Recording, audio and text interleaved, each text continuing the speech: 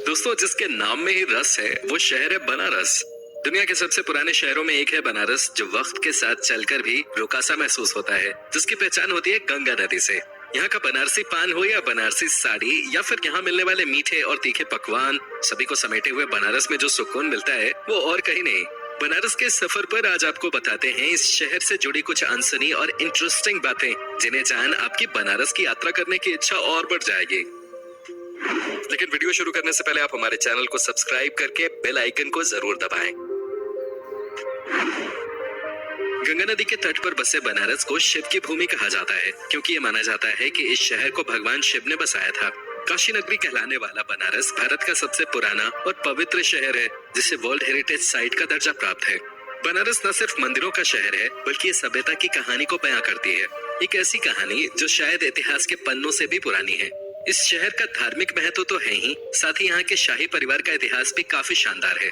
काशी पर अंग्रेजों का शासन स्थापित होने के बाद कई शाही परिवारों ने काशी के आसपास बसेरा बना लिया था, जिसमें से एक था महाराष्ट्र का पेशवा परिवार। इस शाही परिवार में जन्मी थी झांसी की रानी लक्ष्मीबाई, जिनका नाम बनारस के घाट मणिकर्णिका के नाम पर रखा गया था।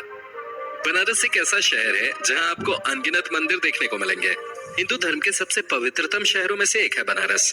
ये वो जगह है जिसे मोक्ष प्राप्ति का केंद्र कहा जाता है। इस शहर को लेकर हिंदू धर्म में बड़ी मान्यता है कि अगर कोई व्यक्ति यहाँ आकर मर जाता है या काशी में उसका अंतिम संस्कार होता है तो उसे मोक्ष की प्राप्ति होती है। एक और अटूट विश्वास ये है कि यहाँ बहने वाली पवित्र गंगा नदी में अगर डुबकी लगा ली जाए तो सारे पाप धुल जाते हैं। बनारस का सबसे दिलचस्प पहलू यहाँ स्थित घाटे हैं, इसलिए इसे घाटों का शहर कहा जाता है, जहाँ पर लगभग 100 घाट हैं, जिसमें हरिश्चंद्र घाट, दसुमेर घाट, मरकंडिका घाट, आशी घाट आदि प्रमुख हैं। बनारस की सुबह अलौकिक है, क्योंकि इस समय सूर्य की रोशनी गंगा और घाटों को गजब के सौंदर्य से भर देती है।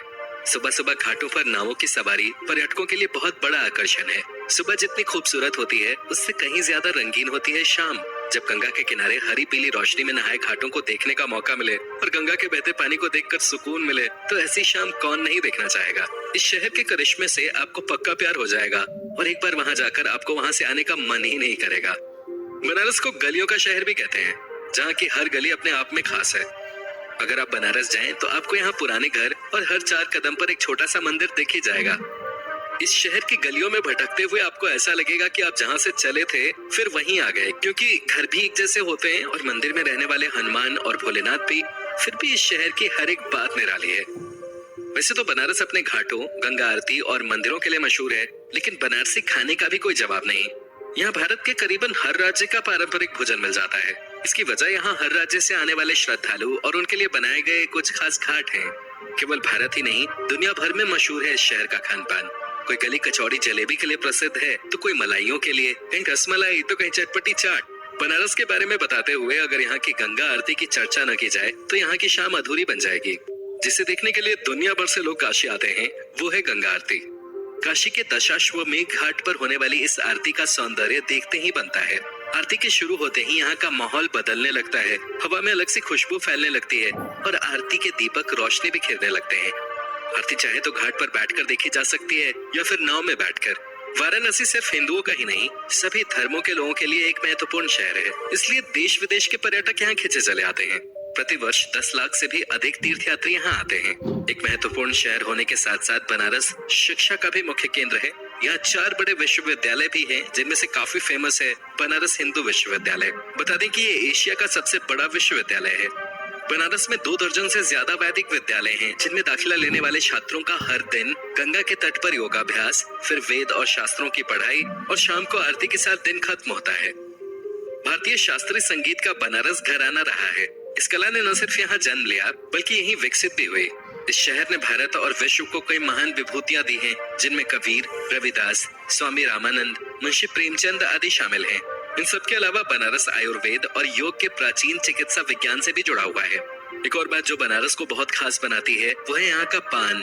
बनारस का पान पूरे भारत में बहुत प्रसिद्ध है, जिसका जिक्र शायद आपने कई बार सुना होगा। बनारसी पान के पत्ते का स्वाद काफी अलग है। यहाँ कत्था भी अलग किस्म का इस्तेमाल किया जाता है और साथ ही पान में कच्ची सुपारी डाली जाती है। ये चीजें बनारसी पान को बहुत स्पेशल बनाती हैं। बनारस के नाम पर लोकप्रिय बनारसी रेशम साड़ी यहाँ की शान है, जिसे सदियों से भारत की बेहतरीन साड़ियों में से एक माना जाता रहा है। ये साड़ियाँ बारीक बुनी हुई रेशम से बनती हैं और जटिल डिजाइन से सजाई जाती हैं। बनारस में रेशम पैदा नहीं किया जाता है। बेंगलुरु और चीन से रेशम के धागे मंगाए जाते हैं। उन धागों से खूबसूरत साड़ियाँ बनाने का हुनर लेकिन बनारस के बुनकर ही जानते हैं। बनारस में एक बात आपको काफी पसंद आ सकती है, यहाँ आपको प्लास्टिक के कप ग्लास काफी कम दिखाई पड़ेंगे, बल्कि शहर में ज्यादातर दुकानों और ठेलों पर मिट्टी के कुल्हड़ों का इस्तेमाल किया जाता है।